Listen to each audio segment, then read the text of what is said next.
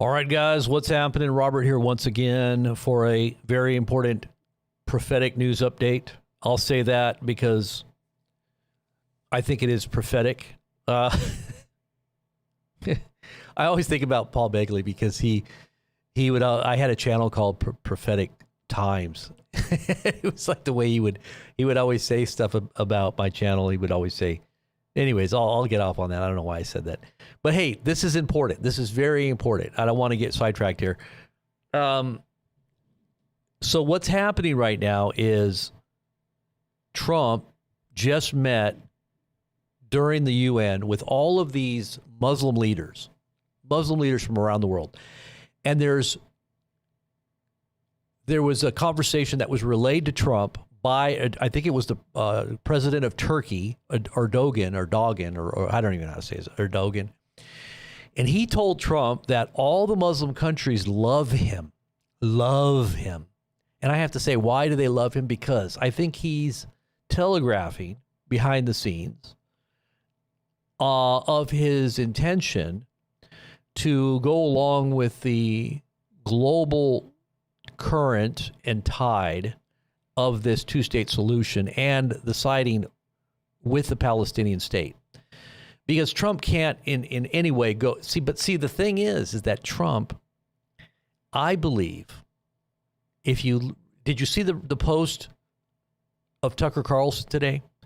Tucker Carlson said that Trump, that he was told, and I'll show you the post. You got to see this. This fits in with everything we're talking about. So let me see if I can pull it up here really quick. This is all so very important. Is Trump about to betray Israel, or has he already stuck the knife in and now is just going to turn it very slowly? Okay, does Israel have something on Trump? Is it even going to matter, even if they did? Because you know what? It's about to hit the fan so hard, it's not going to matter. There's going to be so much chaos, and this is why I believe false flag is inevitable. We're on the brink of a false flag because there are so many things about to hit the fan. Also, and I'm just going to tell you real quick, Senator Macy said that D.C. is in a panic mode right now because all the Epstein files are about to be called in with laws that are going to back up. So the Congress is now going to demand or I don't know if it's a law because the way Macy said it, it sounds like they've got DC's arm twisted to have to release all this. So this could be very big news too. But you know, the Epstein thing is all connected to Israel, right? Through Epstein and through Maxwell. Maxwell was a high-level asset for Intel. You know, her dad and how he was connected. If you don't know the backstory on that, you need to go research it. But anyway, so here's what is being said here. And you know what? I don't even think I posted this, did I? I didn't even post this? No, I didn't. I didn't post it. Okay, so I have to go back to my other account here to find it here. Okay, so... Okay, well, okay, here it is. This is according to Tucker Carlson. Look at this.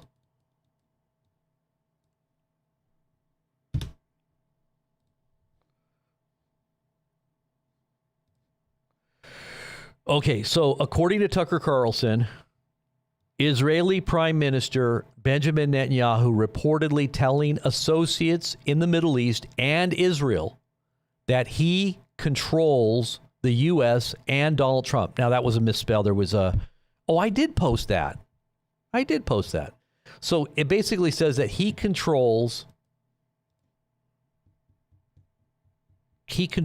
Israel and the U.S., right? Didn't I post that? What? Did it get taken down? It's gone. No way. I know I posted that. You got to be kidding me. Where did it go? I posted that. See, this is the second time that my post has disappeared and I was wondering where it went. It's not there. This is on the back channel. Come on.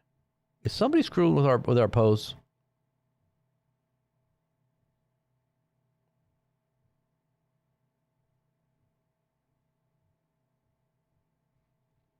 Hold on.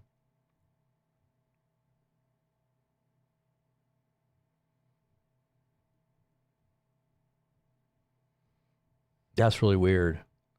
So there, it just disappeared. Oh no, it's right here. Okay. Conspiracy theorist mind coming out. Okay, so here it is. Prime Minister, I wrote it correctly over here. Israel Prime Minister Benjamin Netanyahu reportedly telling associates in the Middle East that he controls the U.S. and Donald Trump. What? Tucker Carlson put now, Tucker has a very long connection to the CIA. You know that, right? His parents steeped, just like Alex Jones. Alex Jones' parents very deeply into the, intelligence community, CIA. So these guys all know a lot. Okay, they have, and you have to wonder if what they're putting out many times isn't for our own consumption. So we have to always look carefully at everything that's being posted and try to figure out who's, they always ask you, follow the money, and also who's to benefit. Who's really benefiting from this information that's being leaked and or put out. So this is what Benjamin Netanyahu supposedly said. And now you have Senator Massey. He has signatures to force the House to vote releasing the Epstein files. This is something that the White House has dug their heels in on against having happen because there have been redacted names. And from what was being said, and this is why Massey is Trump has said is an enemy of the Republican Party, even though he's a Republican pushing for disclosure. This is what the American people asked for, and they haven't been getting. And now he's pushing for it. And look at this. So he's saying, Massey says that D.C. leaders are in full panic right now. This is coming from the Kentucky Lantern, and this is at KentuckyLantern.com. So you can come over to our Telegram to find all these links directly sourced if you want to find all that. But here's basically the gist. Kentucky Republican U.S. Representative Thomas Massey says that he will soon have 218 signatures needed to force the U.S. House vote to release federal investigation files on convicted sex offender, financier Jeffrey Epstein. Massey, who has led the crusade to release the files, much to the ire of Republican President Donald Trump, spoke about his discharge petition during a community forum in rural northeastern Kentucky. Massey told reporters after the forum that D.C. leaders are in full panic mode following the election. He also added that they politically threatened Republican co-signers of the petition. If Republican U.S. House Speaker Mike Johnson tries to use some special parliamentary procedure to stall the petition, Massey said it also would require 218 votes.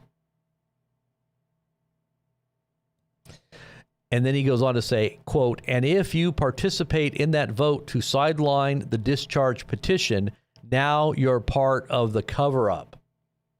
Whoa. So they're going to have a vote. I think they're coming to terms with that, Massey said. Wow. So this is forcing the hand right here.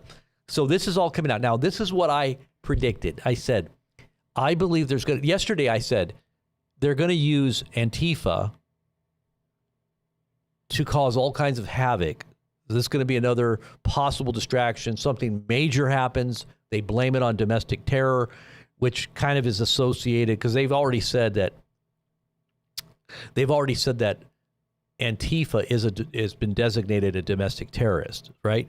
So if they're designated as domestic terror group, then they can do a lot of extra things to them when they capture them. And unfortunately, if you're an American citizen and you happen to get caught up in a possible misidentification as a protester, that's kind of scary. It makes people not want to protest, right? But I'm sure there's hardcore protesters out there that don't really care. I don't know. I mean, you're talking about your life there, because they can literally throw you away, throw the key away and put you in jail, or who knows what else. I mean, maybe they'll deport you to another foreign country for all we know. But so these protesters are definite, and I'm not in any way saying that what they're doing is right. The Antifa at all. In fact, I do believe that they are verging on a domestic terror group. But the problem I have is that they could wide brush, and this could actually be interpreted in many different ways for legitimate protesters, is what I'm saying. And I say legitimate protesters, and I say protesters that aren't committing major crimes or anything. Now, I would always tell people don't protest, because I don't know if there's any real purpose in protesting at this point. I mean, to me, it's just asking for trouble if you're out there protesting. But, the pen is mightier than the sword. Have you ever heard that saying? It's better to just, use your voice in a different way that doesn't necessarily have to be out there conflicting with the powers that be in a kinetic way, because that's what a lot of these protesters are doing. They're kinetically engaging, and I don't know if that's smart. But anyways, so I have a sneaky suspicion, this was what I said yesterday, that something's going to happen with ICE and the Antifa groups, and look at what happened this morning. So there was a shooting. They're blaming it on Antifa. I guess from what I saw, there was somebody that was killed. There was a number of people injured at a ICE facility this morning. So that actually happened after I gave the warning yesterday. I basically said, I think this is what's going to happen next. So that's what happened next, right? It did happen. Now what I'm going to say is, I believe that we're on the brink of seeing potential domestic major event that's going to be perpetrated by, I don't know, somebody whose interest it is to, cause major distractions. Now, I don't know if this would in any way be related to the Epstein file release and everything that's connected to that, or if it might have something to do with our potential betrayal of Israel.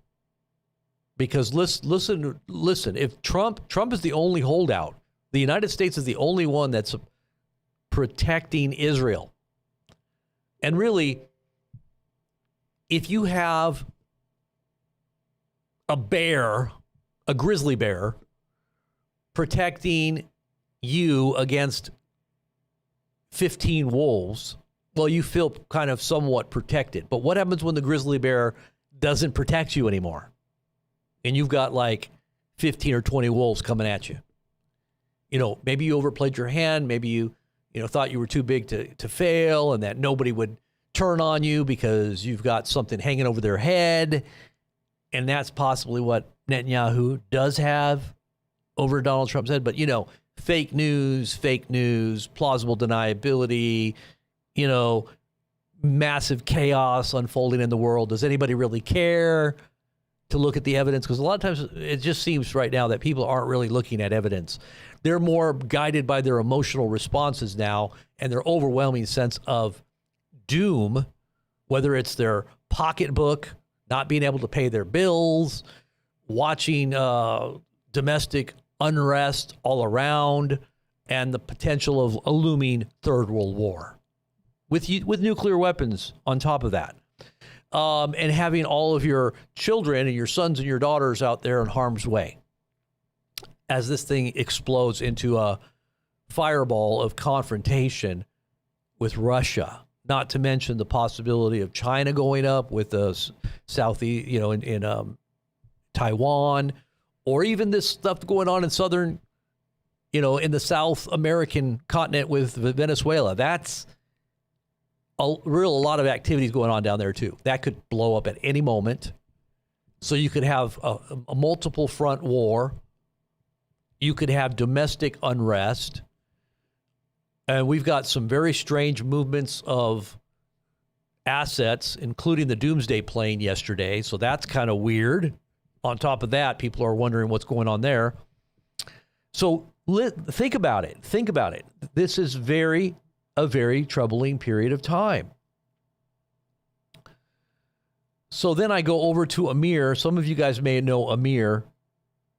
And I wanted you to see what Amir says.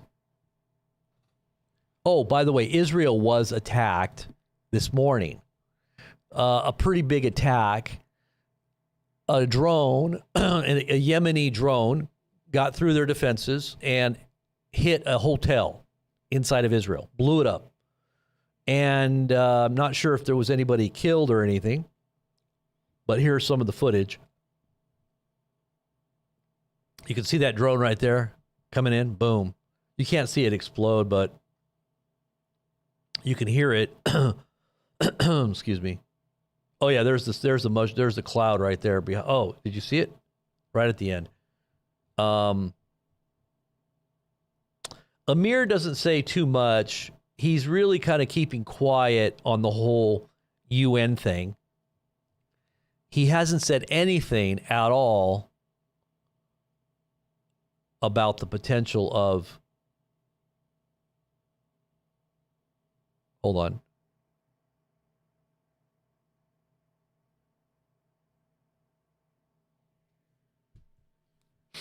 And this is all advocating for Israel, but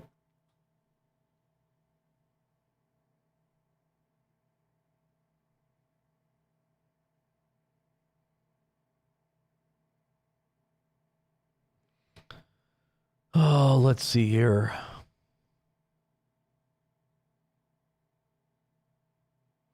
You see how Trump is cozying up to Turkey, and Turkey is an enemy of Israel. They've actually stopped all diplomatic and economic relations with them. So that's kind of concerning, I think, to Israel as well. But okay, here it is. We are at crunch time. Arab and European pressure is mounting, with Qatar working behind the scenes. The Gaza war is nearing its decisive end. Hamas is just weeks from collapse. Egypt and Qatar, Turkey and Iran are fighting hard to stop it. And this is all the pressure that Israel's under to stop the war, to release the hostages, and to concede, that partial land for a two-state solution, right? But they don't want to do that. They're saying they're not going to do that. They want to annex Jordan, the part of the West Bank, and Gaza Strip. Now, I know Trump has plans for this too, so maybe this is another reason why Trump is holding out here, because he's between a rock and a hard place. He wants that real estate. He wants to control it. Israel has said that they would give it to him, and yet the whole world is against it. So what's going to happen here? Because Trump does have this thing hanging over his head with Israel and the way the world looks at it, but he also has a big ego, and he doesn't like Netanyahu. That's very well known. He's cussed at, said really terrible things about Netanyahu in private. That's been revealed on a number of different occasions. And now Netanyahu is making statements that he owns Trump and that he controls the U.S., according to Tucker Carlson, who's someone that should know, that could back it up. So do you think Trump's ego is going to get the best of him and he's going to turn on Israel now? And to hell with the Gaza Strip and controlling it at this moment? Maybe he doesn't really care at this moment. Maybe Trump is going to turn around and make a backdoor deal with the Muslims and say, hey, when you go in and when you get control of the area, then I want Gaza Strip. Okay, how's that? Since we're going to work with you and the Israelis. I don't know I'm just thinking out loud.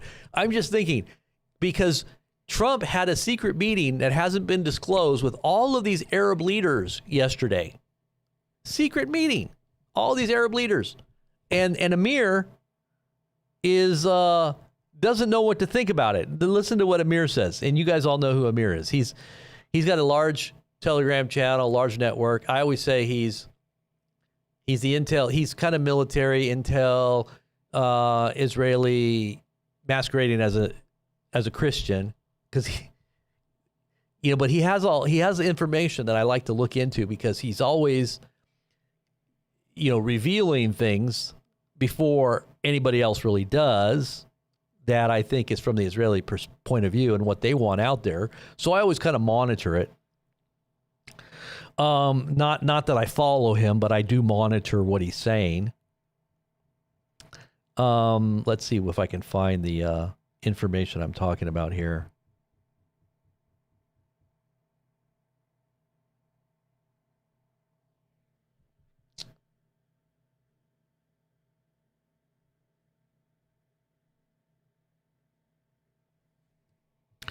So according to the Saudi report, Trump will present his plan to end the war tonight. I doubt he will do so before his meeting with Netanyahu.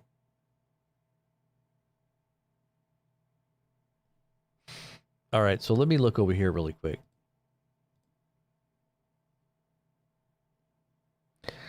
Okay, so it says lots of Arab reports are circulating about a so-called plan by President Trump to declare a ceasefire in Gaza, secure the return of the hostages, demand Israel's withdrawal from the Gaza Strip. Now, maybe this is what the whole Arab secret meeting was all about at the UN. There was a huge amount of Arab countries involved.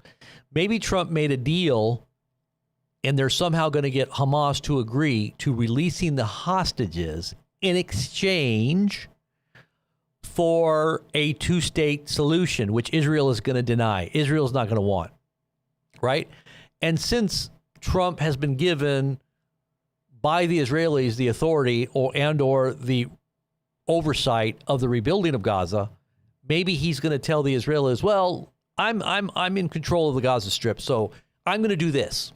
This is what I'm going to do right now. And so you just go along with what I say.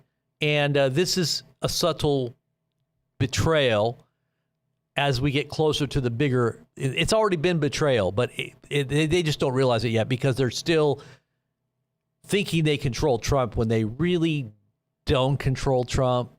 They kind of think they're controlling Trump, but they're really not, because you can't control, what I'm talking about. You can't control that element or that power, right?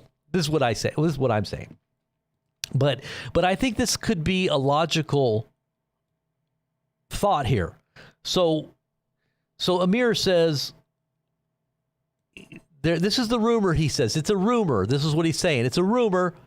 Trump's to declare a ceasefire in Gaza, secure the return of the hostages, demand Israel's withdrawal from the Gaza Strip, hand the region over to the Arab Muslim countries for 3 years, and oppose Israeli annexation of Judea and Samaria. And then he says, this is fake news. That's what he said. This is fake news. This might be legit. This might be legit, Amir. This might be reality. But he hasn't said a whole lot about it. And usually he's very talky, very chatty about everything. He's usually very chatty about everything. But this topic, he's been really quiet on. Hadn't said a whole lot about what happened with the UN meeting yesterday. Hadn't said a whole lot. No. But anyways, I think that's a good possibility of what we could be seeing happening right here.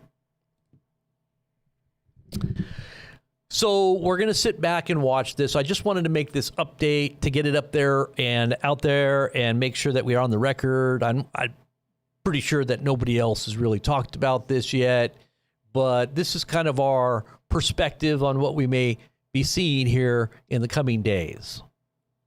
Another betrayal, a little bit deeper. I say the knife isn't being turned yet, but it's getting a little deeper. You know what I mean? Remember how I told you it was like a snake when it's devouring its prey? It just kind of slowly just takes it in. Just slowly. Okay, that's what I see this as being. It's just a slow kind of put the knife in. It hasn't been turned yet. The knife hasn't been turned yet, but it's probably getting close to the turning point. The turning point. It could be getting closer to the turning point. Okay, so let's pray that everybody wakes up and sees and smells the coffee. Yeah, that's good. All right, real quick before I go, this is breaking news. All arriving and departing flights have been halted at Aalborg Airport in Denmark at this time. All inbound flights are currently being diverted to other airports following the sighting of several drones in the airspace. Now, this very well could be Russian things going on with Russia over there again. Remember, they're making statements now about shooting down Russian drones and Russian jets. And are we going to now go into the Ukrainian theater as NATO to secure their airspace and gives guarantees to facilitate Ukraine's attack, and even, as Trump has stated, taking Russian territory, not only gaining back territory that they've lost to the Russians, but now taking territory from the Russians? How is Putin and his big ego going to handle that one? Is this going to explode into some kind of massive escalation overnight? There's another problem there. So this is what we got right here. Right there.